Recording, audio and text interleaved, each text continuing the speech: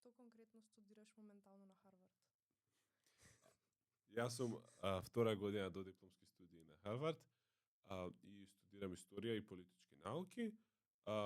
Во американскиот образовен систем, нели, на некој начин не се запишува кандидатот на универзитет, туку се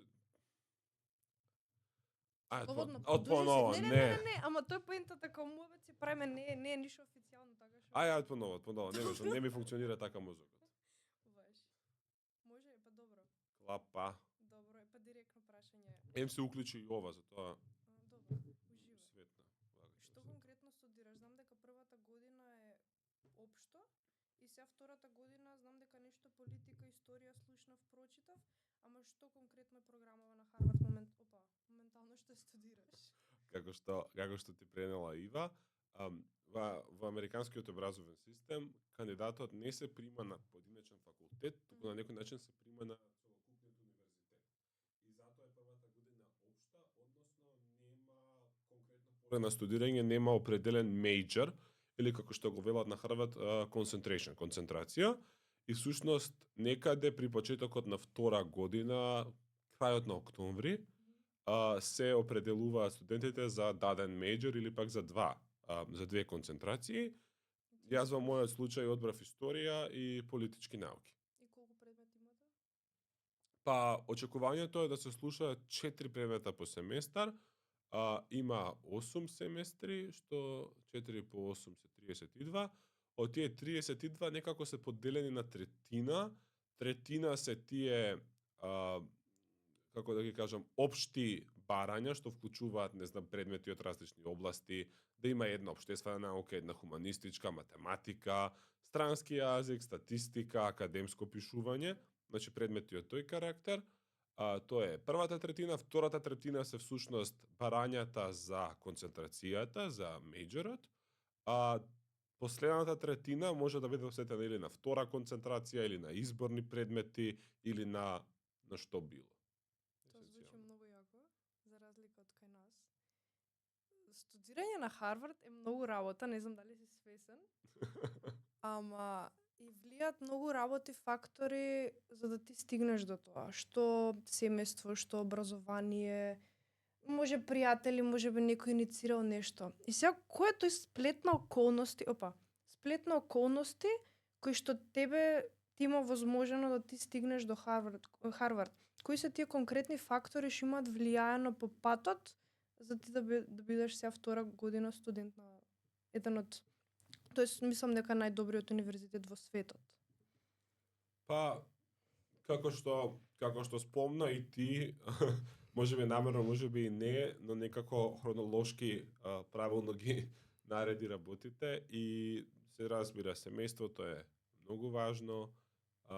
Тука би ја издвоил мајка ми, која што ме насочуваше, ми помагаше, од најмала возраст ме научи многу работи и кога всушност ние ова многу истражувања го покажуваат, ние најмногу учиме во првите години од нашиот живот, а апсолутно најмногу во првата година, бидејќи нели тогаш се учи како да се оди, се проговорува и така натаму. И тука улогата на семејството, на родителите, на мајката е пред се многу важна.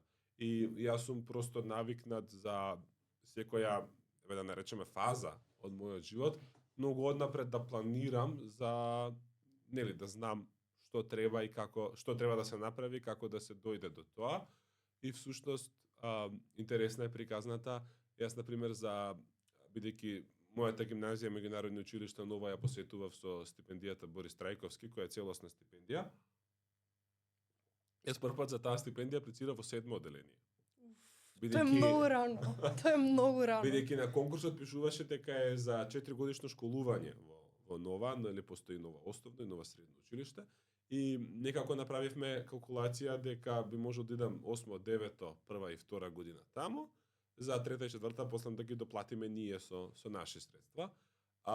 Меѓутоа ни беше кажано дека нели тоа е само за 9 одделенци, па подоцна почнаа да ставаат во конкурсот, во самиот конкурс пишуваше дека треба да биде ученикот од 9 одделение, тоа беше прецизирано. Ја добив стипендијата Борис Трајковски, посетував Нова, тука е веќе нели делот од образование.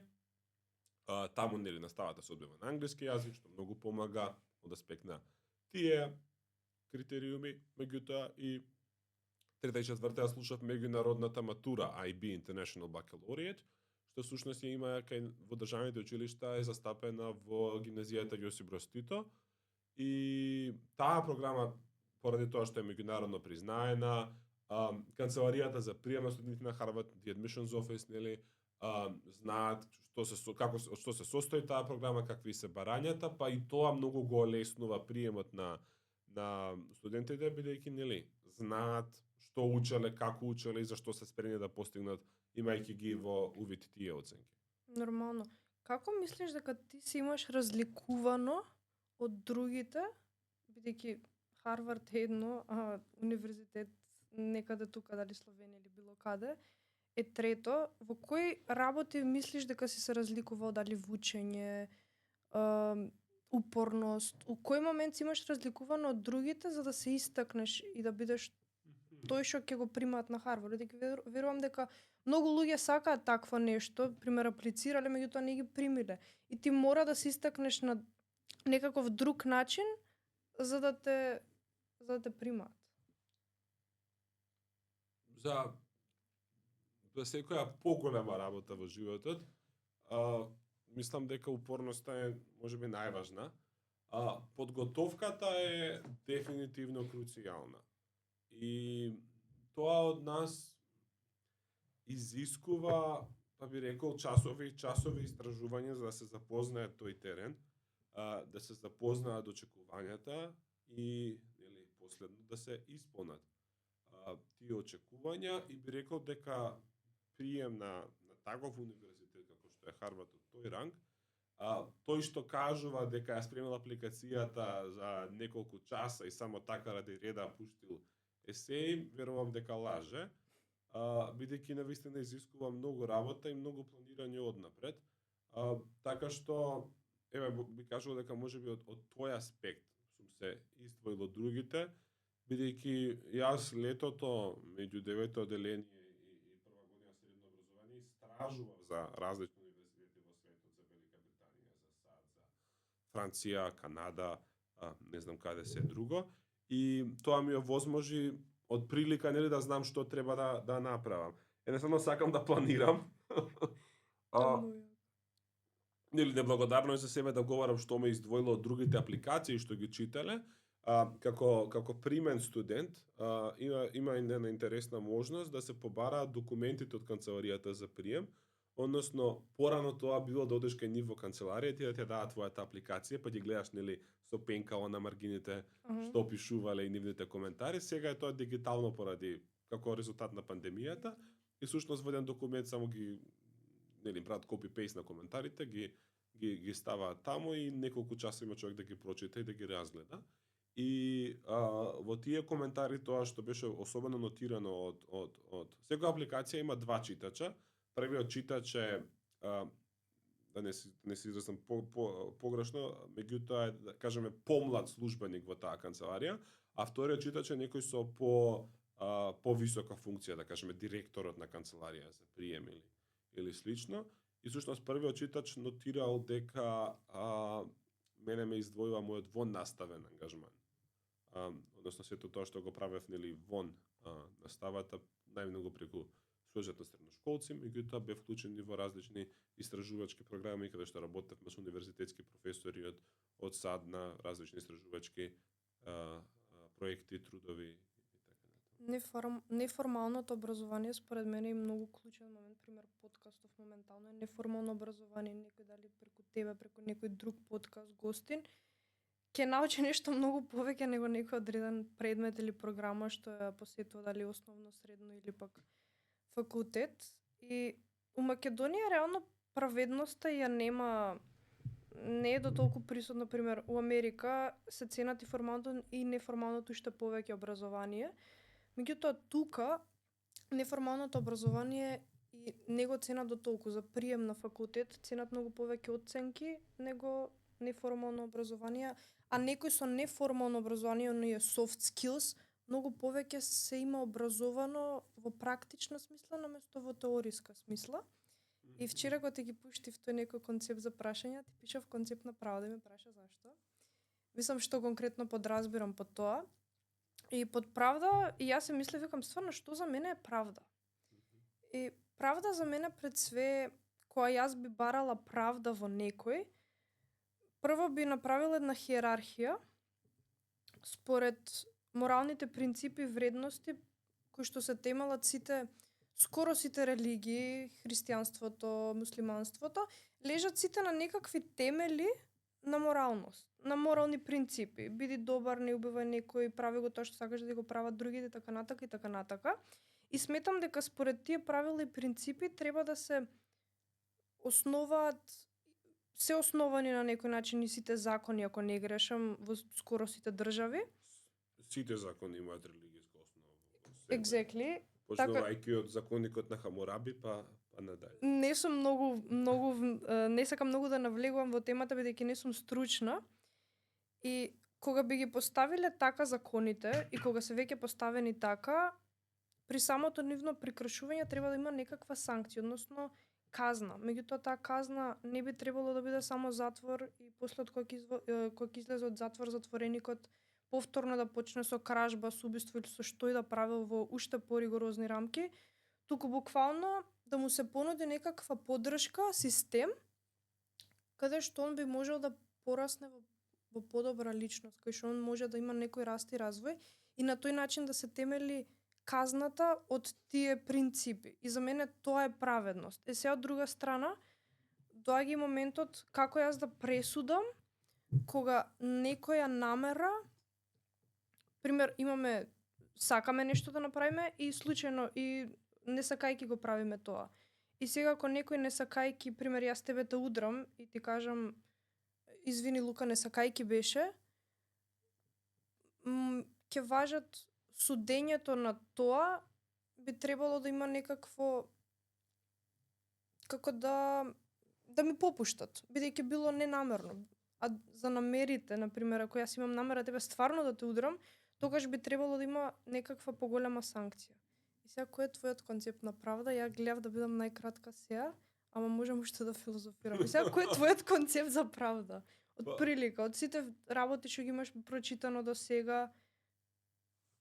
Па, не сакам да го избегнувам прашањето, меѓутоа е невозможно правдата да се сумира во неколку минути.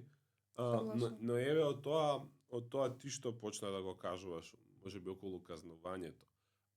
Имав прилика овој семестар да слушам курс наречен античка и политичка филозофија, меѓутоа античка и средновековна политичка филозофија, меѓутоа на професорот не му се допаѓаше баш тој наслов, он инсистираше он кога го предава предметот да се нарекува тој предмет античка и средновековна политичка мисла во Западот.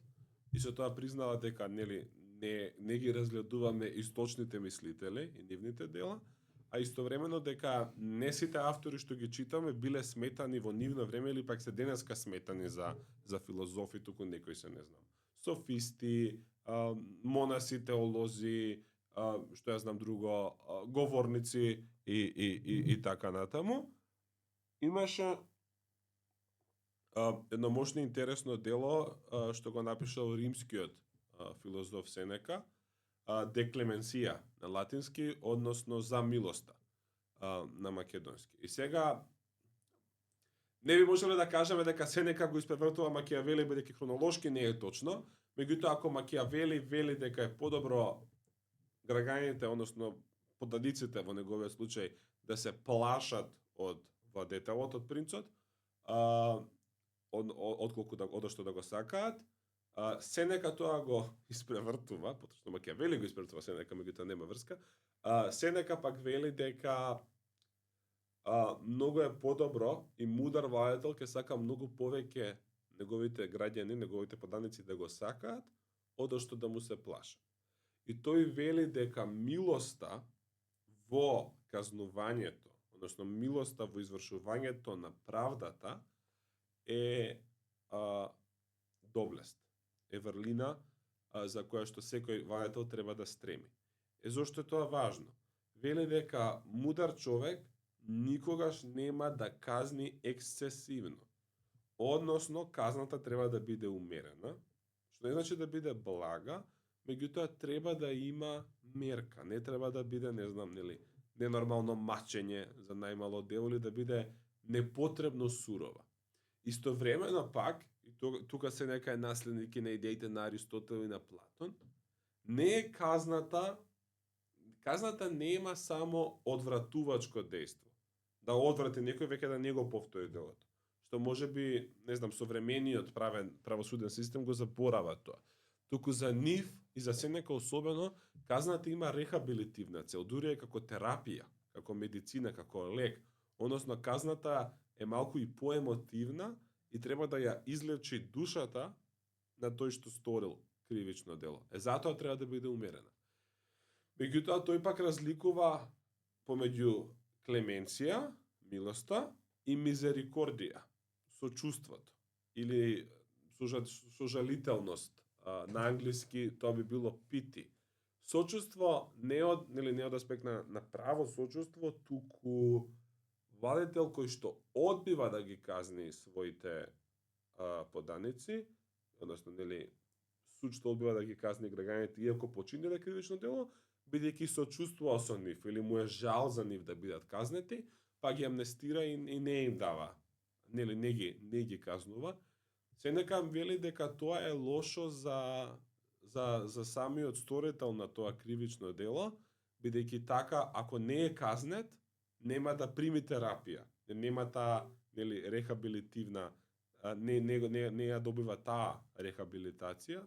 И мислам дека тоа е еден интересен аспект околу казнувањето, дека, не знам, современите затвори, паричните казни, вршењето доброволна работа, тоест не доброволна работа во овој случај кога судот ќе изрече, вршење добротворна работа, да има некаква повисока цел.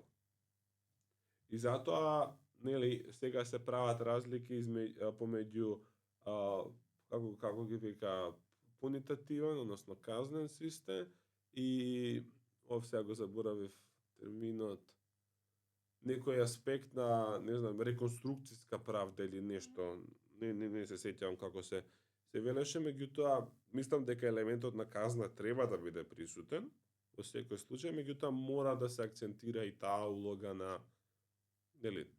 едукативна, психолошка, емотивна, да се направи ресоциализација на некој што извршил тешко кривично дело, меѓутоа не да се фокусира само на казнувањето, бидејќи Сенека би кажал, и тоа веќе влијае и на, да кажеме, христијанството и моралните сваќања наши, дека,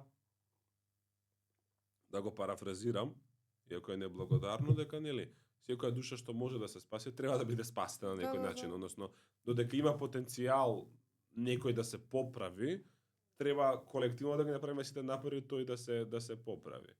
Сега, што се случува со луѓето кои што се вон тоа, е веќе друго прашање.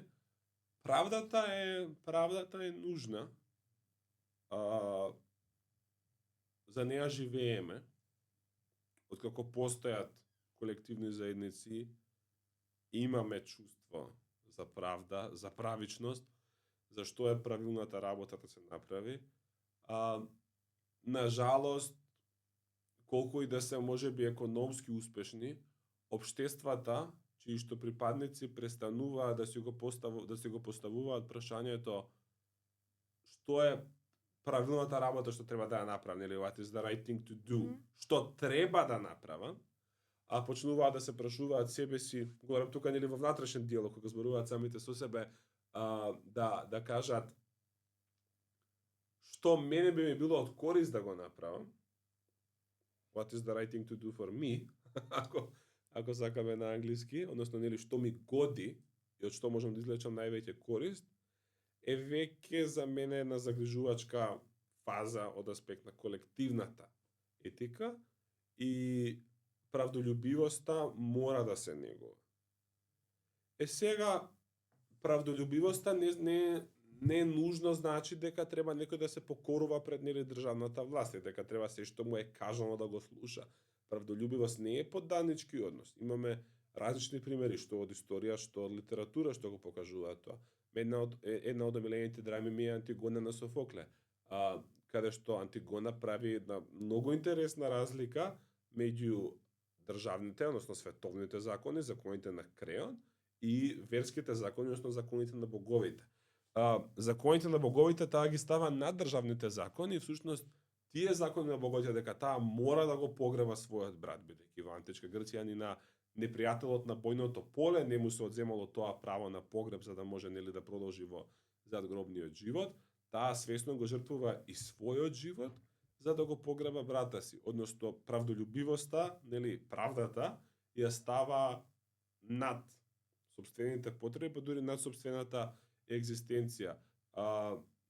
Тоа кажува дека навистина постојат и правични и неправични закони, дека не се што е закон е нужно правично, односно праведно. И тука се оцртува разлика меѓу правдата на латински јустиција и правото на латински лекс. Поентата ми е правдолюбивоста го означува тоа, значи следењето на сопствениот морал и следењето на нели концепцијата за што е праведното нешто, што е праведниот след на настаните, што е праведната одлука, да биде ставена и над некое световно ниво на тоа што е државен закон, бидејќи државните закони можат да бидат неправедни. Чист пример се, не знам, сегрегацијски закони, каде што нели белите и црните луѓе биле раздвојувани и морале да користат различни постоеле различни институции за нив од аспект дури на влезови, ресторани, базени и така натаму. И словенските јазици имаат еден многу интересен аспект и однос кон правдата, што секаде сакам да го истакнувам, а тоа е правда на руски значи вистина. Рускиот збор правда, нели имаше вестник правда, правда значи вистина. Правдолюбивост значи и вистинолюбивост. Како што нема правда без вистина, не може да има ни вистина без правда. Да, тоа има логика, бидејќи пример, се еден побанален, одам на психотерапевт или психолог или било каде некој кога барам помош да ми помогне, доколку јас не сум 150% искрена, нема да биде ни тоа од другата страна, бидејќи ќе биде сигурно некој потиснат проблем, потиснато нешто кое што нема да го имаме на виделина. И многу ми се допаѓа тоа што кажа дека општото добро треба да го ставиме пред нашето добро, на некој начин сега. Пример, не секогаш. Добро. Праведната работа треба да ја ставиме над нашето добро. Точно. Меѓутоа, сега ми е прашањето, имаме одредени индивидуални права. И сега понекогаш треба да ги ставиме правата на другите, тоест правата на светот, на општеството пред нас. И сега не ми текнува пример како тоа да го направам. Пример, еве со протест. Пример, општото добро е јас додам на протест за загадување на воздухот. Меѓутоа јас некако право, меѓутоа јас имам обврска да одам на работа, работа е многу лош пример. Додам на некаква друга активност која за мене лично, ама не за општеството, општественото добро, лично за странски јазик да кажеме. Ете, и добро е за мене, ама на другиве не ги засега многу. И во тој смисол, општото добро треба да го ставам пред мојот курс за странски јазици.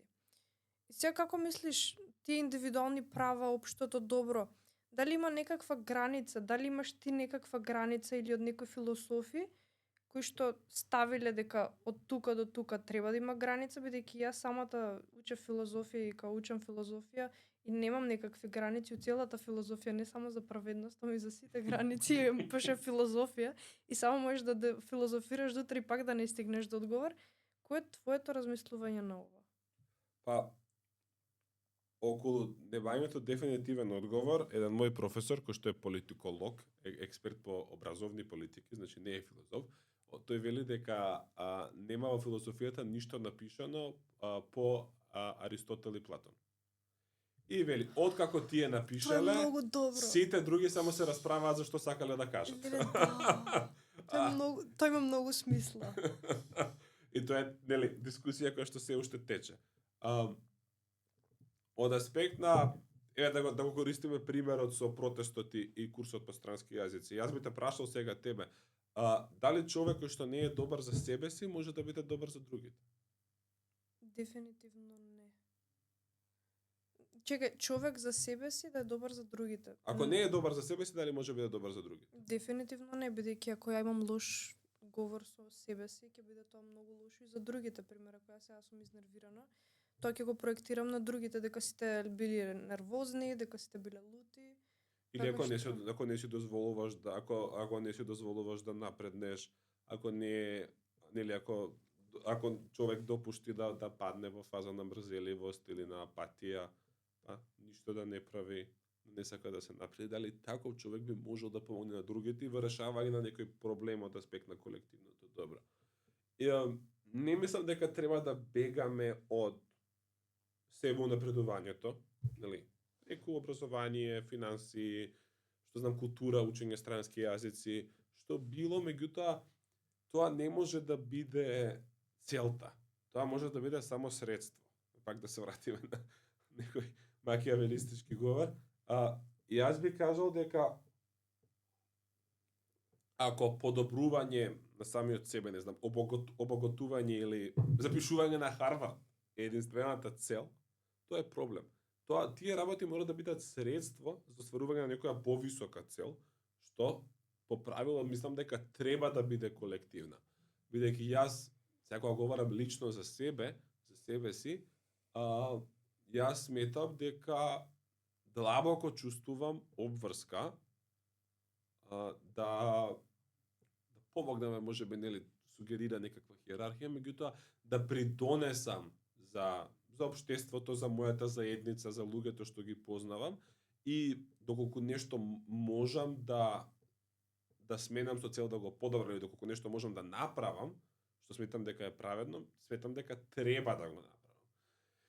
И тогаш, нели, не живееме во идеален свет и никогаш не сме живееле и се поставува прашањето дали ги имам потребните ресурси такво нешто да направам. Доколку ги немам, мислам дека е дури поблагородно, или наместо јалова борба и викање во празно, да се посветам да ги здобием тие ресурси, да се здобием со тие ресурси, меѓутоа да не заборавам повисоката цел. Индивидуалните да размислам околу ова. Сведочиме на една општа криза на либерализмот. Дел од неа е, да кажам, резултат на дворешните непријатели на либерализмот. Од друга страна, па и значителен дел од оваа криза е сторена од раката на самиот либерализам. Е self-inflicted. И тука тоа мора да се признае дека има некои преломни точки што направија проблем. Меѓутоа, нели, не треба оружје да се фрла со лушпата и мора да ја правиме таа разлика. Колку и да либерализмот, особено на економско поле, преку еден нерегулиран капитализам, преку жртвување на природата, на заедницата, на традициите, на културата, на добрината, на олтарот на парите и на материјалното, колку и да е тоа резултат на едно такво сваќање на либерализмот, не смееме да заборавиме дека пишаните устави, уставните судови и правобранителите кои што се тука да ги бранат нашите права, индивидуалните права како граѓани, понатаму колективните права на жените, на етничките и расните малцинства во некои општества, правата на различни религиски групи да имаат, нели, да уживаат во својата религија. Не смееме да ги заборавиме тие придобивки на либерализмот, а највеќе граѓанските и политичките права кои што ни се дадени, некаде порадо, некаде подоцна. Нели, сите цитираат, што знам, француската револуција, американската револуција, тие уште меѓутоа постојат постари примери, има The English Bill of Rights, англиската повелба за правата, па не знам, правата на жените во Југославија, кои што предничеле дури пред правата на жените во Швајцарија, делови од САД и така натаму. Сите тие се резултат на таков еден граѓански и политички либерализам што никако не смеа да бидат жртвувани, иако сведочиме на една таква криза, би рекол најмногу од економските аспекти на либерализмот, а делумно и од аспектот на човековите права, каде што нели имаме дел од општеството кое што тврди дека нешто е право, друг поголем, не знам дали е поголем или помал, меѓутоа друг дел од општеството вели дека такво нешто не постои, нема право. Конкретни примери? Па реално зависи од општество до општество. И тука е прашање нели на арбитрарност каде да се повлече линијата, некаде правата на жената да посетува настава е доведено во прашање, некаде се дискутира за права на животни, право на ЛГБТ заедница, тие се да кажам исто.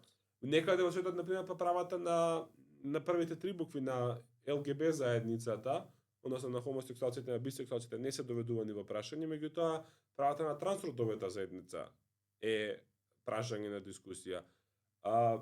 Меѓутоа, граѓанските и политичките права, што ги спомнав, правото на глас, правото на слобода на говор, слободниот печат, слободата на религијата, секуларноста на државата во повеќето држави, се, ако кажеме дека либерализмот е мртов, се оставштини од либерализмот што не смееме да ги отфрлиме.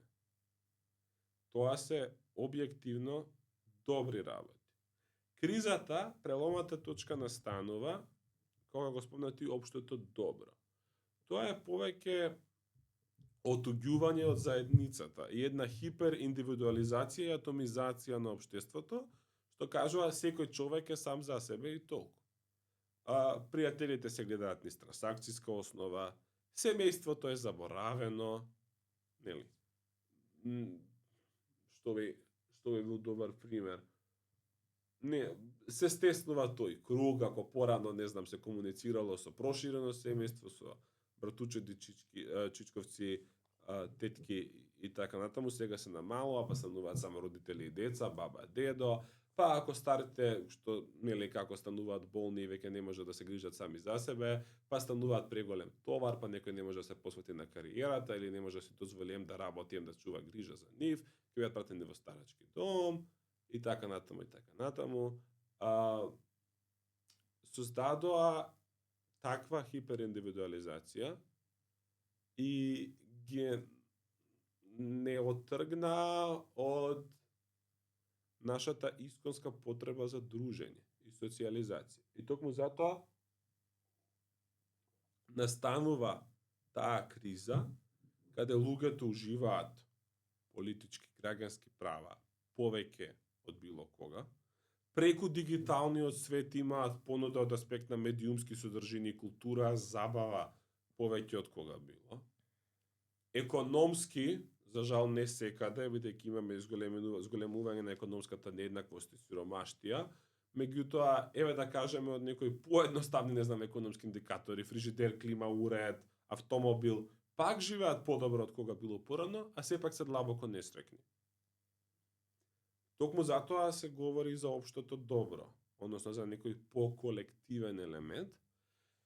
Се малку јас долго говорам околу ова, меѓутоа таа, како што кажав, тоа отуѓување од заедницата е според мене главната криза на либерализмот што мора да биде надмината не преку отфрлање на индивидуалност, бидејќи заедниците знаат да бидат и загушливи. И тоа за круцијални прашања, идентитетски да ги наречеме, меѓутоа и за најбанална работа, како некој се облекува, како некој говори, како не знам како си ја офарбал косата, и така натаму, тоа се примерите и знаат да бидат навистина загушливи средини, што се длабоко и несреќни, нели? Говориме сега малку и носталгично за заборавеното семејство, што се губи, се намалува и така натаму, меѓутоа од друга страна, статистиката покажува па дека најмногу насилството кон жените се случува во домот. И дека жена ако е убиена или е претепана од некого, не е тоа манијак во долг манту што се крие зад грмушка, тука е човек што го познава или човек што живее со нејзе, сопруг, татко, брат. Тоа е, мислам дека една од многу тематики кои што се табу теми, особено Македонија и на Балканов. И затоа мора да постои компромис меѓу индивидуата и колективното, и заедницата. Ние не треба за општото добро целосно да ги жртвуваме нашите индивидуални потреби, меѓутоа истовремено пак не можеме да живееме сами и да не бидеме блиски со некого, а таа близина и таа љубов означува и жртва. Не секогаш кога некој ќе ти побара помош, а ти е близок, ти се чувствуваш спремен да ја дадеш. Не секогаш можеш. Може би бркаш рокови за факултет, полагаш испити, имаш работа, сакаш пари да направиш не знам што. Има нешто што тебе ти е прече, лично, меѓутоа од друга страна поради сето тоа што сте го преживеале со таа личност, поради љубовта која што чувствувате еден за друг, поради роднинска врска, емотивна врска, што било, ние се жртвуваме и сакаме да им помогнеме. Меѓутоа тоа мора да биде доброволно. Тоа е компромисот што го говорам меѓу заедницата и личноста, и индивидуата. И тоа, знаеш, доаѓа од едно сваќање дека грижата за другите е врв на еготизмот за мене. Бидејќи егоист кој што се грижи сам за себе, да речеме, некој предпоследно ниво на егоизам.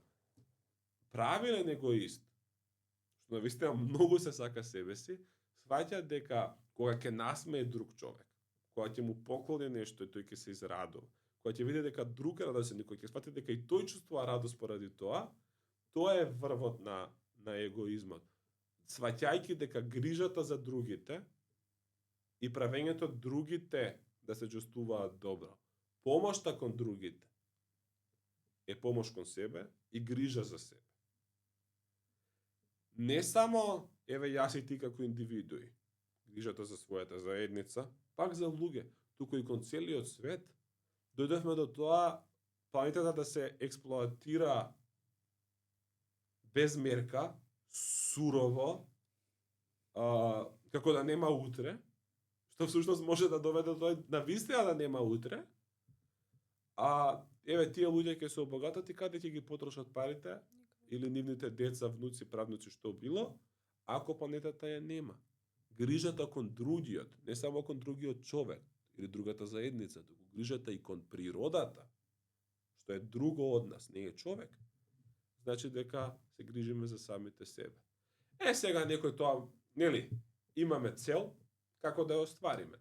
Некој може тоа да го прави од навистина искрена побуда да ја заштити природата или да ја заштити заедницата, некој тоа го прави од потребата да се ја спаси својата кожа. Меѓутоа, ако на крајот од денот е заштитена, нели, природата или заедницата, целта е остварена. Така што грижата за другите е грижа за самиот себе. Тоа е многу убаво срочено. И што ми беше мало да се идеја некоја. Многу теми опфаќаме. Да, добро, да. Тоа, да, ми текна две зборчиња кои веројатно би биле и некоја не дефиниција, меѓутоа како плюс на самото тоа заедништво, како повеќе да бидеме и за заедницата, меѓутоа и за самите себе си.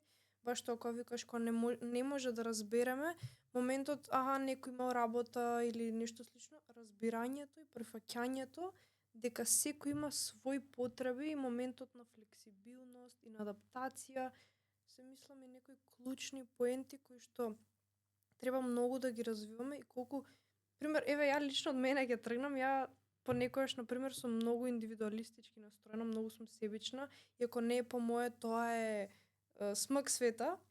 Меѓутоа, со колку повеќе гледам, пример, еве муабетиме, мислам дека преку разговор најлесно може да се стигне до некакви поенти да се научи. И цело време сваќам дека колку повеќе можам да бидам и флексибилна, меѓутоа и колку повеќе ги разбирам и ги прифаќам луѓето околу мене, толку полесно се разбирам и се прифаќам самата себе си и мислам дека тука е некаков баланс меѓу индивидуалното, меѓу заедништвото и треба некаква синтеза од тие две, од тие две синтеза да се направи. И сега, за ти вака да мислиш, тоест да ги имаш ваквите размислувања, да придонесуваш кон заедништвото, бидејќи нели Харвард е уствари како едно средство за да ја постигнеш целта која што претходно е спомена. Од кој момент ти ја имаш ваквата цел? Дали од седмо оделение стварно и како седмо оделение тоа го мислиш, бидејќи многу луѓе тоа не го мислат од седмо оделение, и како дојде до моментот, јас треба да му помогнам на општеството, што беше тоа, прочита нешто на вести, што си има случајно за да ти така размислиш од можеби седмо оделение, или ти ки ми кажеш која? Па, конкретно примерот што го дадов за седмо оделение беше за аплицирањето за стипендијата Борис Трековски во Нова, што може да биде сватена нели како една исклучива себична цел. Читањето е една, не знам, веројатно најдобрата дневна активност што човек може да ја прави е да чита. И книгата, колку и да на поновите генерации делува досадно со своите црно-бели букви, испечатени на хартија, книгата е сепак портал кон целосно нов свет. И секоја прочитана страница е само една дополнителна врата или дополнителен прозорец кон тој нов свет. Колку и да не е хормонално или сетилно стимулирачка, бидејќи сега се навикнати на бомбардирање од видеа, жарки бои, звукови, уж на еден начин мирисот да го пренесе преку нив, можеби и тоа ќе дојде. Со сензорче.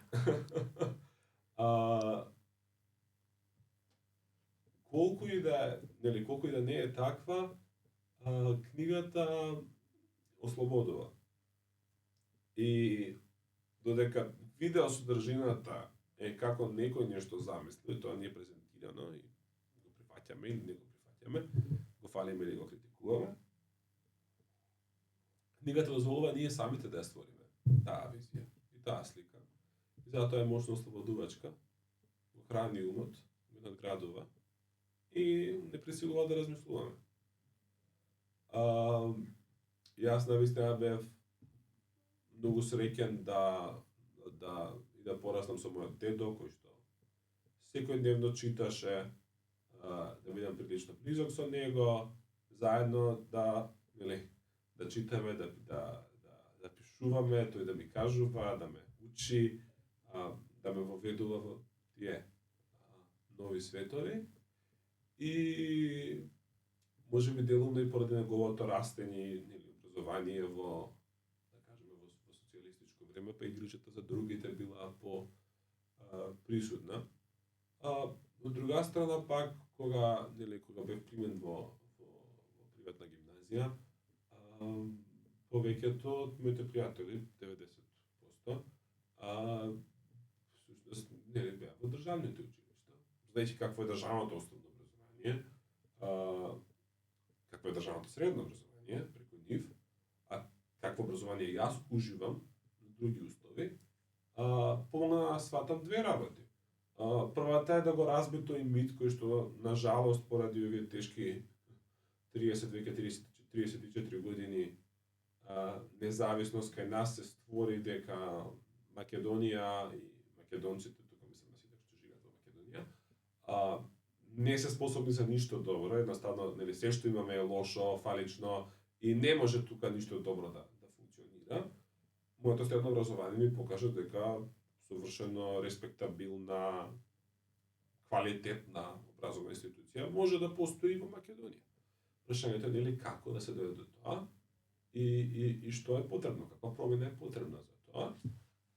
Тоа исто беше отрезнувачко, да кажам, и охрабрувачко, дека не се нештата предодредени, туку ги имаме латките во своји раце и треба да се работи.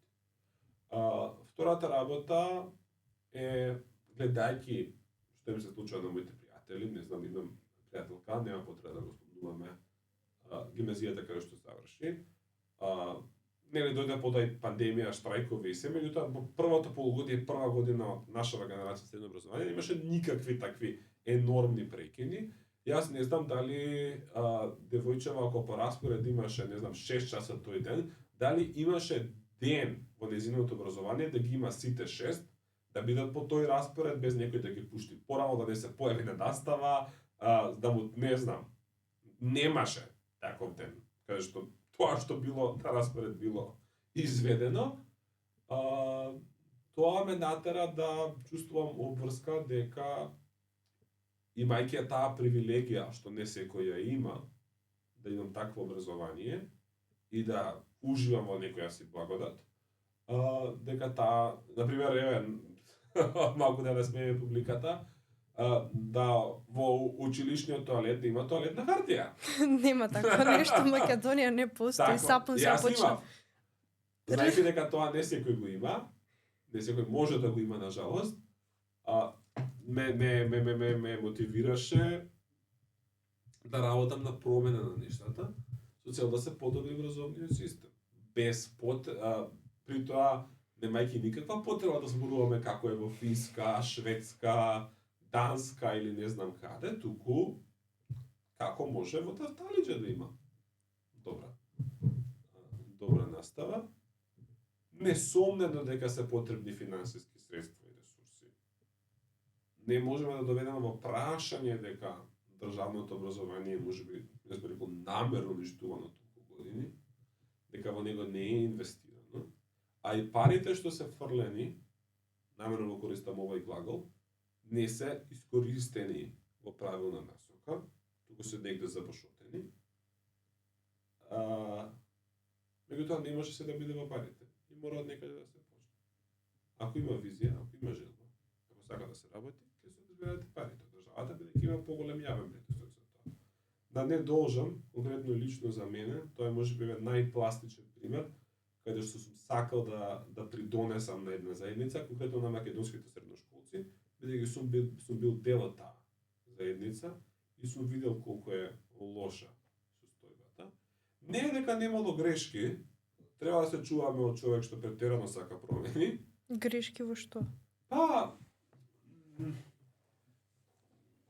Ипак сме ние лимитирани суштества, што нели, ако се направи некаква радикална промена, па не може да се согледаат сите нејзини последици. Сега, например, за средното образование во Македонија го бие глас, нели, на средношколски денови како најубави денови, многу дружење, чувство на заедништво, полни училишта, па после училиште дружење на кафе, ваму, таму, во парк, не знам што. Доколку го следиме примерот на поразвиените зими, каде што наместо од 8 до 12 настава се посетува од 8 до 3, тогаш може да го изгубиме дружењето. Меѓутоа, истовремено пак, недозволиво е една земја, со овие рангирања што ги имаме на ПИСА, каде што меѓу 2/3 до 3/4, значи од 66 до 75 од 100 учениците, не се функционално писмени, не го достигнуваат нивото 2. Тоа значи дека ние на хартија имаме образовен систем, во пракса го немаме. Ама немаме. Бидејќи децата што, мислам, децата и наставниците, сите што поминуваат време во школа, губат време едноставно. Бидејќи ништо не се пренесува. Така што, нели, да се најде златата средина е тешко, меѓутоа не смееме да оставиме вака да течат работите како што течат до сега. Сега кој сум јас, нели, индивидуа да го сменам тоа, меѓутоа светам дека еве за време на мојот мандат како претседател на Сојузот на средношколци, кога сме заедно, повторно, нели, кога ќе се спојат индивидуата и заедницата, да не бидат еден спроти друг, кога сме заедно, можеме да постигнеме многу. И ова ми го замеруваат колегите од граѓанскиот сектор, меѓутоа Сојузот на средношколци, барем во моје време, имаше еден огромен буџет од 0 денари годишно. Не сте во минус. И чисто немаме ни приливи, ни расходи, ништо, чисто од волонтерска основа и од желба, за кој било трошок наши пари сме давале, тоест пари на нашите родители, бидејќи никој од нас не бил вработен во тој период, меѓутоа работевме Сакавме да имаме што поголем општествен импакт, а при тоа да имаме најмалку можни трошоци, а кога ќе настанеше трошок тоа да го покриеме лично. И мислам дека покажавме дека не се тие, не знам, револуционерни промени што го променија македонскиот образовен систем, меѓутоа мислам дека влеа, барем во мене лично, капка наеш дека нештата може да тргнат. Што имате сменето? Подобро. Као тогаш барем во твојот мандат знам дека ЈСП превозот Па кој би имаш... извел еве 5 конкретни примери.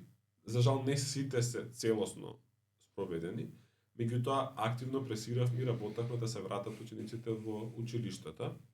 После онлайн настава? После онлайн наставата за време на пандемијата, не успеавме целосно во таа цел, меѓутоа за тие што се вратија, да речеме, за првачињата, помогнавме да се напишат протоколите за ковид настава, каде што имаше, например, беше предвидена редарска служба да пази дали носат маски, држат дистанца за време на влез и излез, немаше за време на малите и големите одмори.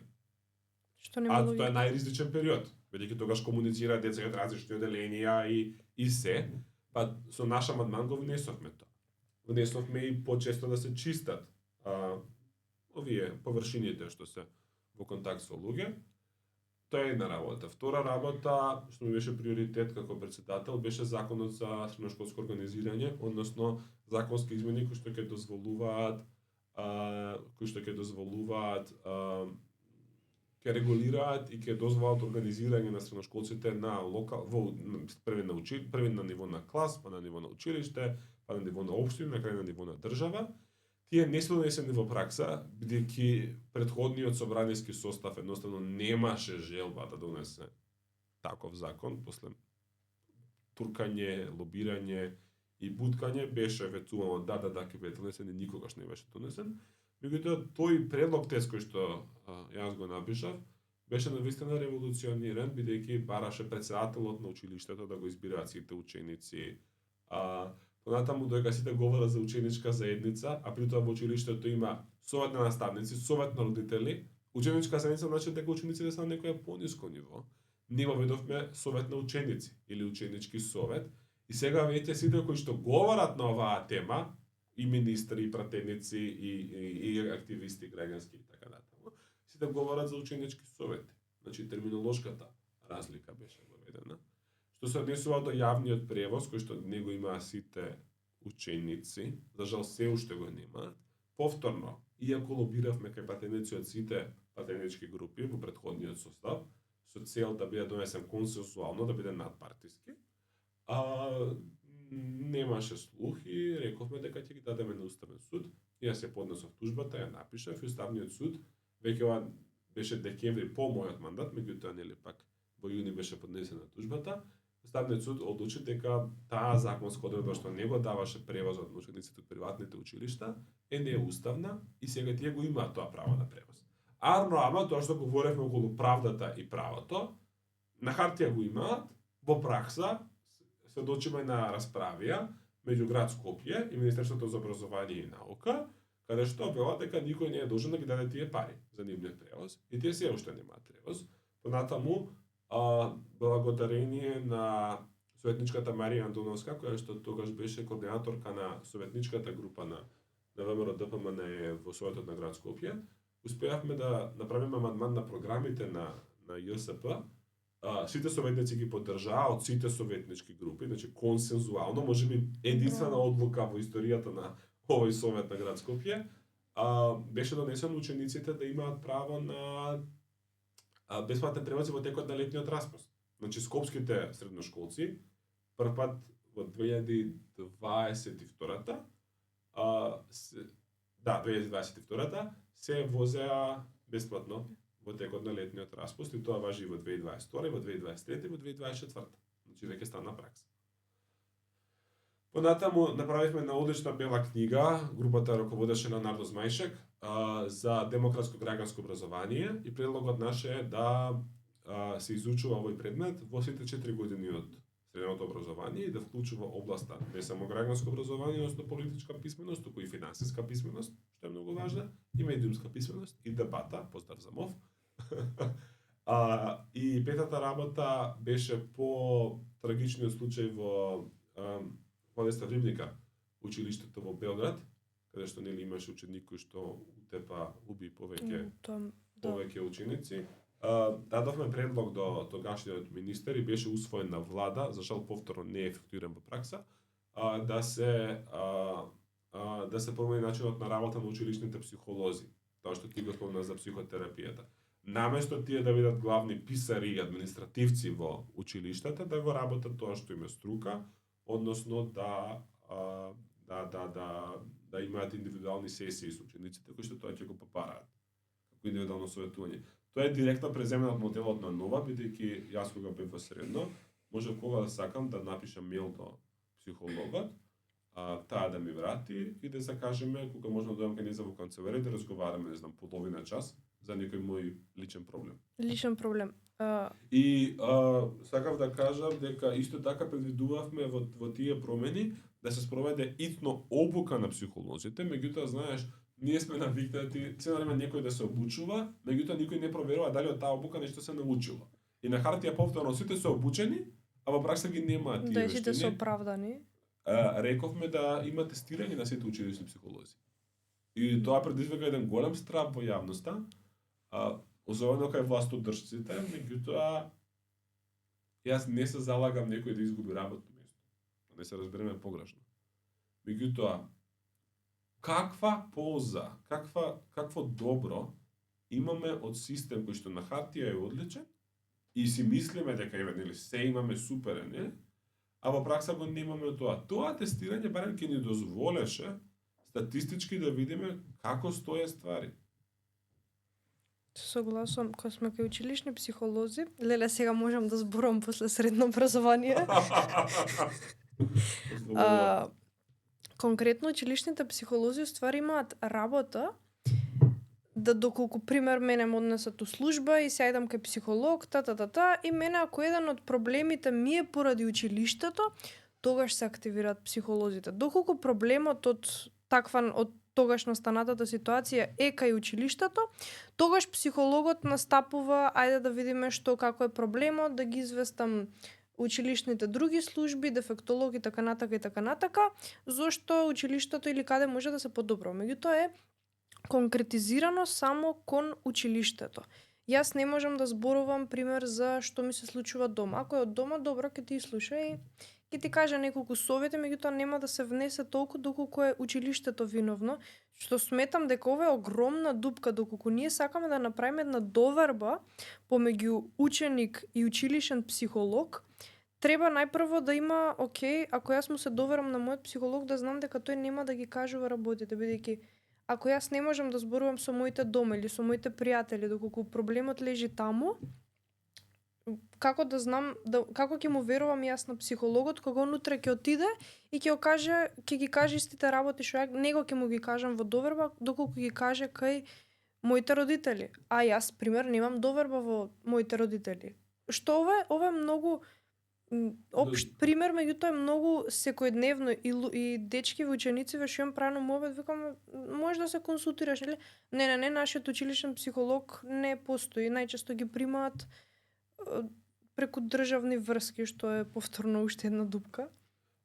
Тоа е за жал секаде во јавниот сектор. Да ги отбраниме и нив. Секој што работи во образование работи на многу благородна работа. Колку и да, нели, секоја работа си има опис и попис на работни задачи, на некој начин може човек да се направи исклучување. Ова ми е професионален живот, ова ми е приватен живот. За жал или за среќа, во образованието тоа не е можно. И наставниците, психолозите, вработените во училиштата, па дури и директорите, да речеме во некои помали училишта, сите тие имаат една улога што е многу поголема од улогата на само наставник кој што доаѓа си го предава својот материјал, својот евент и си оди. Тие се ментори, тутори, емоционална поддршка, во повозрастните години можеби веќе и пријатели, дефинитивно тоа во судски термини е и локо парентис, кога некоја презема на место на родителот, кога презема родителската улога, меѓутоа во голем дел се тие наши родители. И тоа можеби малите деца најдобро го знаат кога нели ќе им се случи погрешка на наставничката да ја кажат мамо. Мамо, да. Така да тие преземаат и таа улога. Чисто сакав да кажам дека за психолозите и за доверливоста, за жал нели имаат и законска рамка во која што функционираат. И некои работи, сексуално злоставување, семејно насилство се дури законски обврзани да ги пријават во МВР, во Центарот за социјални работи Така и да. така натаму. И тоа е во принцип добро доколку овие институции функционираат, бидејќи може да спасат дете од многу лоша ситуација дома. Може да му го спасат животот, нели во најлошиот случај. Од друга страна пак се случувало да изгледа тајна, што секако е непрофесионално и лошо. Нели? Такви работи како сексуално злоставување и семејно насилство не се кријат од институциите. Меѓутоа, не знам, некој ќе се довери дека некој се подбивал со него, или дека на некој начин го посрамиле, или дека има некој свој длабок личен страв. Сега не треба професионалецот да го споделува тоа со други луѓе, со други наставници, па дури и со други ученици, да не бидеме изненадени, тоа се има случувано. Секако сакам да кажам, например, на Харвард има една цела мрежа од луѓе што даваат поддршка околу менталното здравје. И прават и на секој, например, нели дадат насловот или титулата на таа канцеларија на тој човек што било. Ама ставаат заграда и пишуваат дали е confidential или Title 9. Сега, confidential resource, односно доверлив ресурс, значи дека тоа што ќе му се каже нема да биде пренесено. А Title 9, ако така се вереше, или може би имаше друг наслов, не е важно или тоа е во Америка. Во секој случај тоа значи дека тој е законски обврзан, доколку му се пријави сексуално злоставување, насилство, кривично дело, да го пријави на други инстанции во други институции. И на тој начин, ако нели одиме од тоа дека треба дали на жртва на насилство или на човек со некој проблем со менталното здравје, треба од нив да почнеме дека они треба да бидат приоритет. На некој начин сами си бираат дали ќе се обратат на доверлив ресурс кој што нема да го сподели кажаното, или пак доколку сакаат да пријават на институциите да го направат тоа преку тој. Много совршено е тоа. Па, искрено не сум го искусил, не сум се консултирал со нив за ништо, така да не. Ама добро звучи, сигурно добро функционира. Звучи. Не функционира и таму нешто. Па, никаде не е идеална ситуацијата и грешка правиме кога го идеализираме туѓото или во наш случај или странските земји. Тука би кажал, не треба да се плашиме од нив и да бегаме од нив. Писателот Владо Урошевиќ има едно многу убаво интервју за Нова Македонија каде што вели дека другиот е нашето најверно огледало. Тоа што ќе кажам, грижа за другиот е грижа за себе. За да се спознае себе си, треба да го спознаеме и другиот. Не треба да се плашиме од комуникација и од соработка. Меѓутоа, јас би кажал, па не треба и потполно да им се предадеме и да кажеме дека се подобри од нас. Се согласувам. Многу на место. Кои се тие некои работи, филозофии кои што ги имаат сменато погледите? Како индивидуални автори? Можеш или автор, или не знам, некоја книга конкретно од некој автор. Добри. Јас први не сум сигурен дали воопшто сум се ги сменил погледите. Добро, ама сигурно имало точка кај што ќе почнеш и после некое време го применуваш тоа. Барем кај мене така функционира. Не, тоа кај сите би требало да функционира. Кој како? Но, офлеле. Добро прашање. Или ти има останал впечаток, не мора да е од една книга, како подолг период. Па,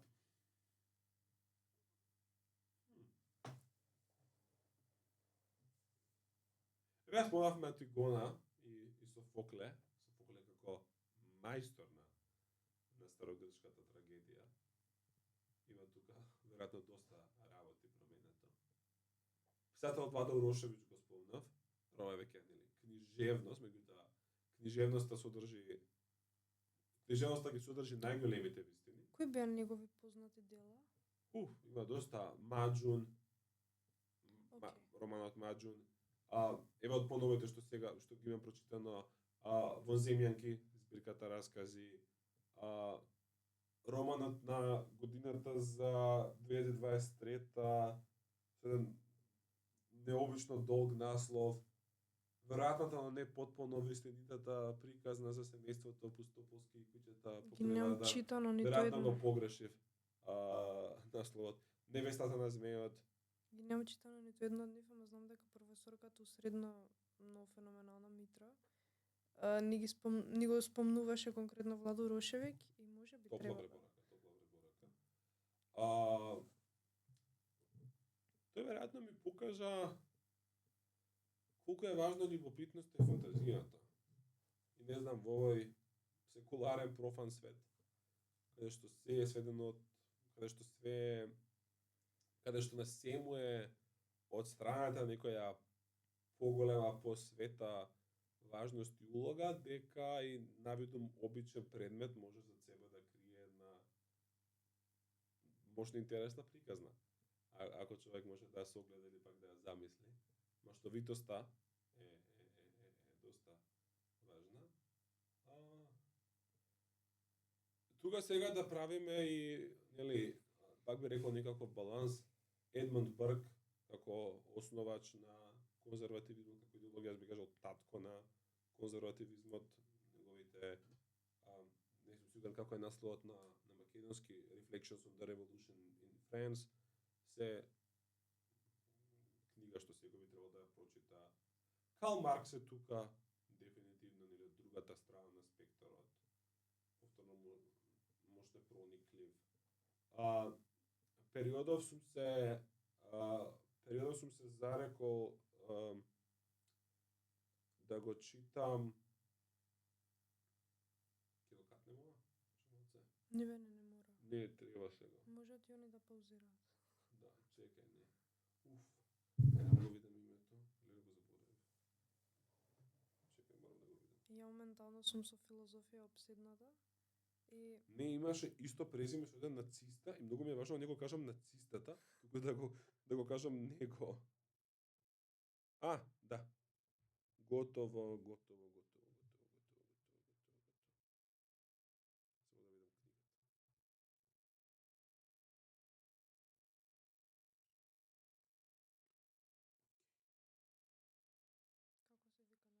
како се вика нацистот? Не им беше исто им беше името, првото име, личното име, а презимето било различно. Не, тоа не го зборим.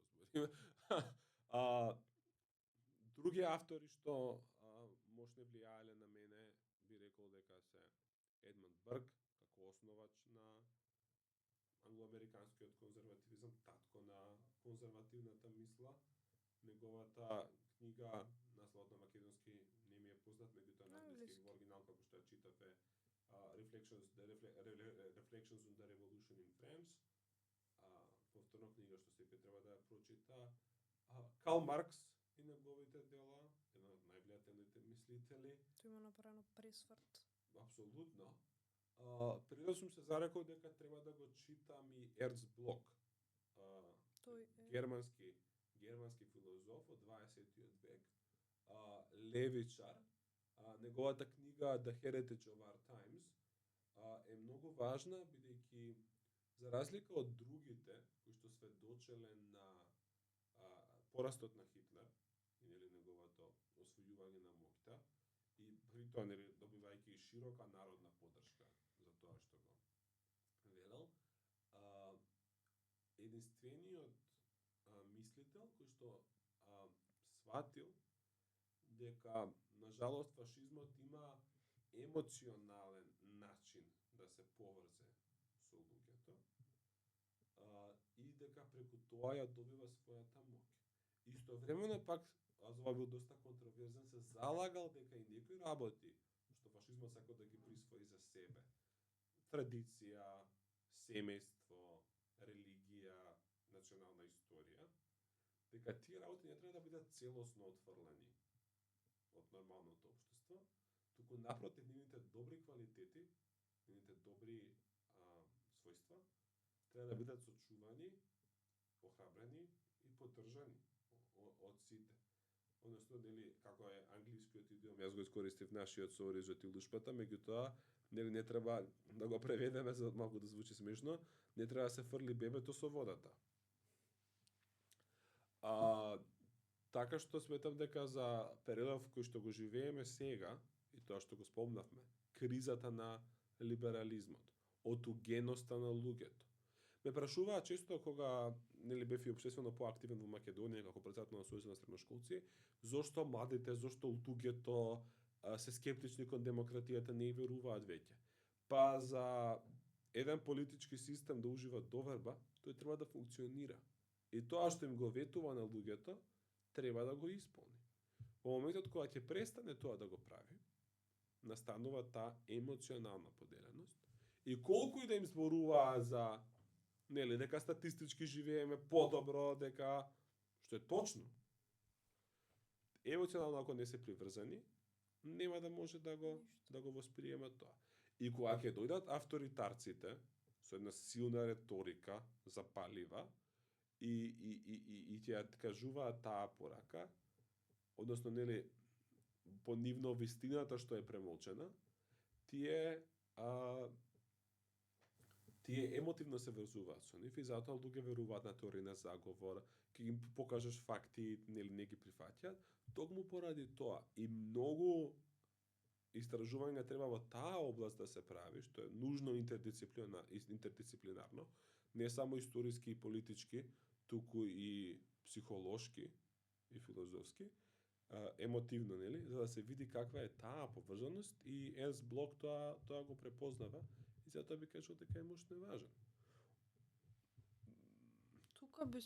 Тука би се надоврзала и на пример со ќе тргнам пак од индивидуалното пример. Ако јас немам докази дека имам пример, зошто луѓето имаат помалку самодоверба? Бидејќи работите кои што ги задаваат како цел не ги имплементираат. Пример, ќе речам од утре дека Јас од оваа од нова година треба да идам во теретана. Exactly.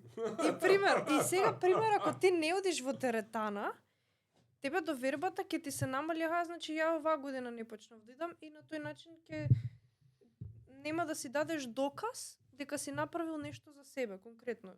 Најчесто тоа е. Или јас сакам да напишам блог или некаква книга, и ако јас не почнам со пишување на книгата, и ако јас не ја завршам, мојата доверба паѓа тука, самодоверба, и јас немам доказ дека јас можам тоа да го направам. Сите викаат, па јас можам тоа да го направам. Меѓутоа доказите кои што докажуваат дека ти стварно навистина можеш тоа да го направиш, ги нема. И тоа е разликата меѓу самодовербата и себелажењето. Да. Пошто човек лесно, поради претерана самодоверба, може да живее во некаква илузија. Тоа веќе не е ни самодоверба, тоа е... Па да. Како што го спомна себелажење. И што има за тебе смисла? Смисла, вчера ме праша. Да, ме беше чудно. Смисла во точка. Пример, смисла за мене се епизодиве, бидејќи гледам од све да извлечам смисла. Со другар правевме дебата што вака така за смисла, дека јас смисла пример не наоѓам во некои работи кои што ти носат краткотрајно чувство, пример чоколадото, нема смисла да едеш чоколадо ако пример си на 100% онака. Не се согласувам. Exactly. И сега тоа, и тој после тоа вика, ама вика ти можеш да најдеш и тоа смисла, бидејќи уживање, ја обожавам чоколадо. Ја не знам човек што... Да, и на пример, и тоа е окей, и тоа има смисла, и у секој разговор има смисла, на тој начин ми беше, смислата може секој во различна фаза да ја наоѓа во различни работи. И сега што за тебе има смисла во моментов? Па, не би рекол дека сум толку релативист како што си ти, дека може да се наоѓа смисла секаде и во различни работи. Може и грешно се изрази. Да, околу чоколадото, не знам, големите задоволства носат и голема болка. Тоа е некоја цена што треба да се плати. Не само кај чоколадото, меѓутоа претерана конзумција може да ги расипе зъбите и да се настанат проблеми.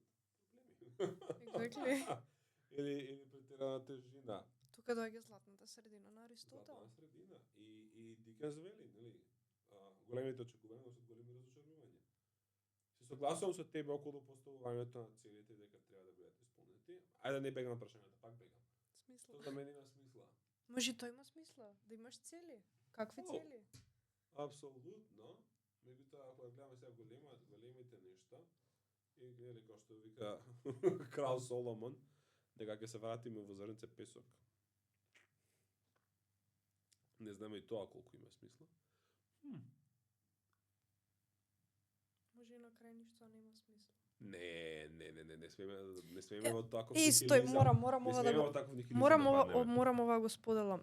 Пред некој ден ми текна овона и викам, нели реалност ние како луѓе, како Homo sapiens, само ние може да мислиме. Куќа не може да размислува, барем Да, тоа е.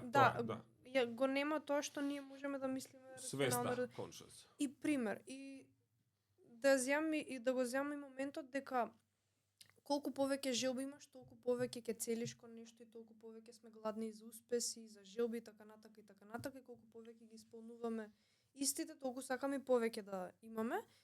Сега мора да има некаква смисла во моментот дека ние може да размислуваме, а дека другите видови не.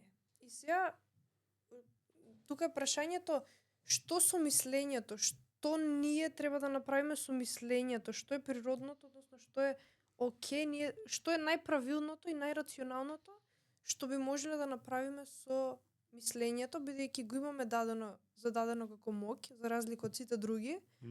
И сега веројатно тука би целела кон таа смисла.